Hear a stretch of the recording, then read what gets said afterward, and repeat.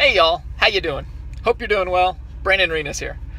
So lately I've been debunking different issues, talking about left talking points or right talking points and how they're not really helping us unite and talk about real substance because we're so busy talking about stupid talking points that have very little to nothing to do with actually helping us or even truth or reality. Today we're going to talk about the talking point of how amazing Obama is compared to George W. Bush. This is nothing short of absurd. Now, before you guys, oh shoot, he's going to go nuts. Let me start off by saying, I think George W. Bush should be in prison. I can't stand the man. With that said, if you're a big George W. Bush fan and you hate Obama, you've got an issue with consistency. If you love Obama and you hate George W. Bush, you have a major issue with consistency. I dislike him equally, or not quite equally. I think Obama is a better person to listen to. I think he's a better president in a little bit, just a few minor ways. But in general, they're practically identical. So why are you out there supporting how amazing Obama is? So the first thing that comes to mind is people bragging about, well, the economy is so much better. We have so many more jobs. We are in such better shape. Look at the stock market. Everything's booming. Okay, well, first of all, those are all good things to look at. We'll go over them real quick. But before you do that, tell me, what is the difference between Obama and Bush when it comes to economic policies? I mean, we can look at where our economy is, but what is the differences between George W. Bush and Obama when it comes to economic policies? They're practically identical. I mean, almost identical to a T. So, yes, we are in good times according to some statistics, but what is it that he's done differently, and why are you giving Obama credit where you're bashing on George W. Bush? So let's go over these statistics. The stock market at an all-time high. Woohoo! Go Obama! Unemployment. We've got jobs out the gazoo. Woohoo! Go Obama! All right, cool. Well, remember George W. Bush in 2006, 2007? Our economy was booming. Everything was great. And then the housing bubble crashed and everything went straight to crapper. Yeah, it sucked. Everything was miserable. So we remember the crash, but we don't remember the boom before the crash. But what created the boom? It was cheap money. George W. Bush inherited a recession in 2000 when he came into office. It got worse with the Twin Tower crashes or the 9/11 attacks. And so what does George W. Bush do? George W. Bush says, hey, what we're going to do is we're going to help Americans spend. We're going to lower interest rates. We're going to help them buy houses. We're going to create programs like Fannie Mae and Freddie Mac that push out loans and tell banks no matter what you do, we're going to guarantee these loans. Woo! We're going to get the economy going, and they succeeded. The economy was booming. We spent so much money, it's astronomical, but who cares? We're spending money. Life's going good. We're going to fix this economy. Life is great. Well, of course, this isn't a real economy. It's all fake. It's all money printed out of thin air that the government creates to get the economy going. What happens? It blows up in 2008.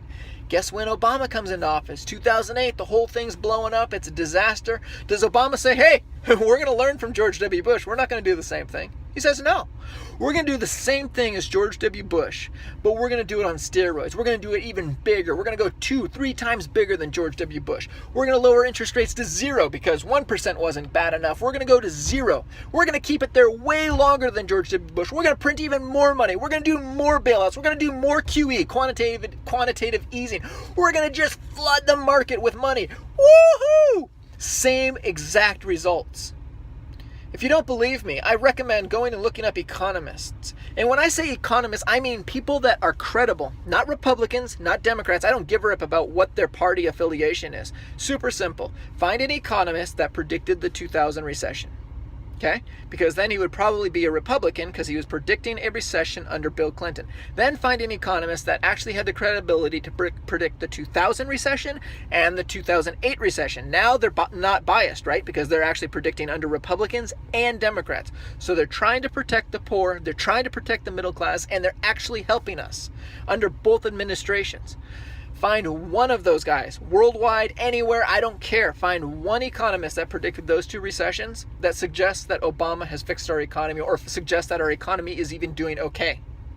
I don't know of one of them that suggests that our economy is doing great. In fact, every single one of them that I know, best case scenario, the United States is headed towards the worst recession or comparable to the Great Depression. Not 2008, comparable to the Great Depression in our country's history. That was 12 years of recession, horrible times, rationing, all kinds of good stuff. That's best case scenario. Worst case scenario, we go into hyperinflation, we completely lose the world dollar, and our dollar becomes worthless. Yeah, all the same guys that actually have credibility for actually trying to help the poor and the middle class during Bill Clinton and George W. Bush are saying that about Obama.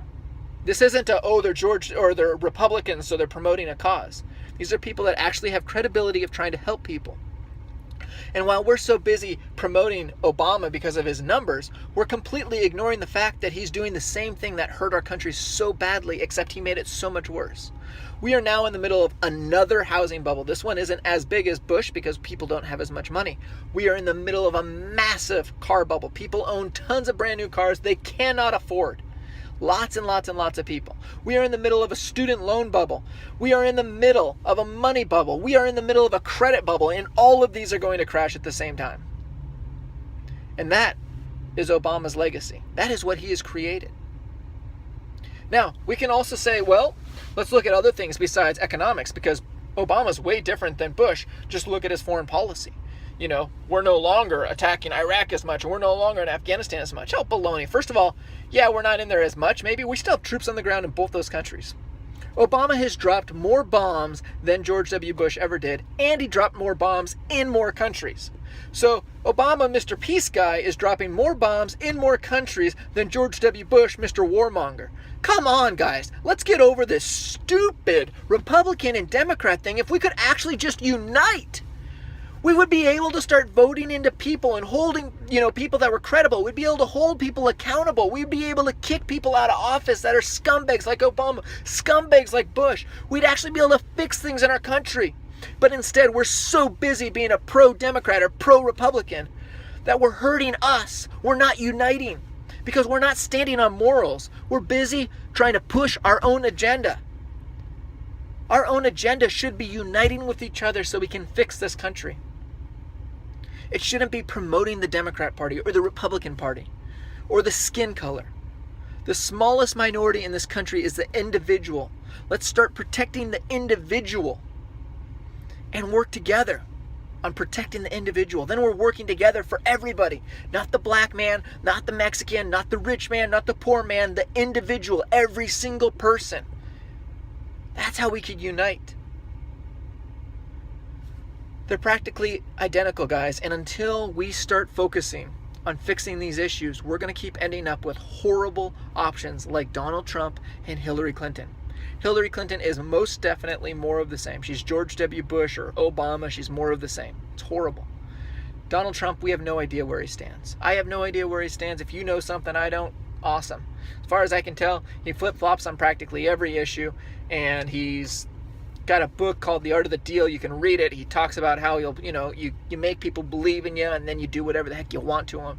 We have no idea where the guy stands. He's a phenomenal salesman. He's got great sales pitches. We have no idea what he actually believes, what he actually stands for. So that's where we're at, guys. And until we can unite, we're going to keep, as long as we keep arguing about Obama being so much better than Bush and Bush being so much better than Obama and Republicans have the cure and Obamas have the cure, and as long as we're talking about those things instead of, hey, we are fighting in wars we shouldn't be in. Hey, we are spending money we can't afford to spend. Hey, there are people in serious trouble. Hey, our economy sucks. Hey, I can't start a job. Hey, I can't hire people. Hey, I can't get hired. What can we do to fix these problems? As long as they have us fighting over right and left, they win. Let's start uniting, guys, over basic morals, over basic principles, things that we believe in. That's all for now, guys. I appreciate your time. I appreciate your watching these videos. If you guys want more of these, hit subscribe. If you like the video, give me a thumbs up. I'd really appreciate it. That's all. Talk to you later. Peace out.